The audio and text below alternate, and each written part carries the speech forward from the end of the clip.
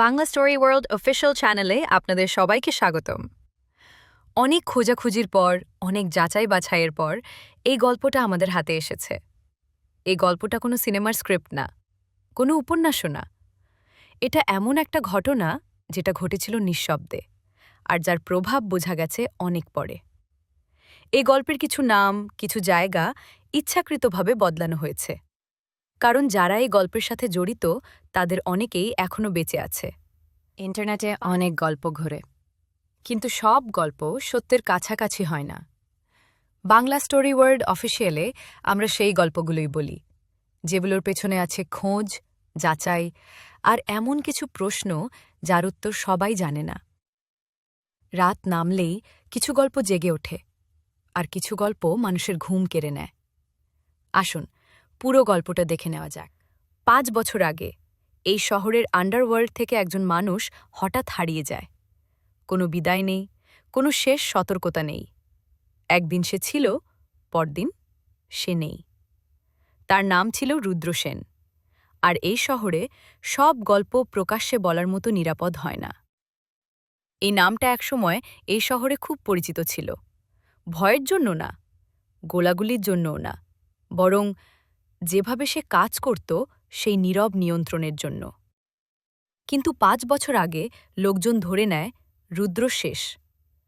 কেউ বলেছিল সে পালিয়ে গেছে, কেউ বলেছিল নিজের লোকেরাই তাকে শেষ করেছে, আর কেউ কেউ বলেছিল এই শহরে সে বেশি দিন টিকতে পারেনি। কিন্তু মজার ব্যাপার হলো, কেউই প্রমাণ দেখাতে পারেনি। শহরের ভেতরে কিছু ছোট ছোট পরিবর্তন দেখা যেতে শুরু করে। কোনো বড় অপরাধ না, কোনো হেডলাইন নেই, কিন্তু যাদের এতদিন ক্ষমতা ছিল তাদের হাত থেকে সেই ক্ষমতা ধীরে ধীরে সরে যেতে থাকে। আরেকজনের প্রোটেকশন উঠে যায়, আরেকজন বুঝতে পারে তার লোকজন আর কথা শুনছে না।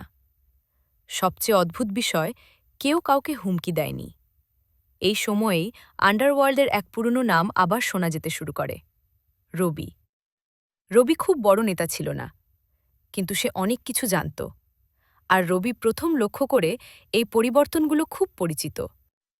রবি নামটা মুখে আনেনি, কিন্তু তার মাথায় বারবার একটাই প্রশ্ন ঘুরছিল, এই কাজগুলো একজনই এভাবে করত, আর সে মানুষটা মরে যাওয়ার কথা। ঠিক তখনই রবি একটা মেসেজ পায়।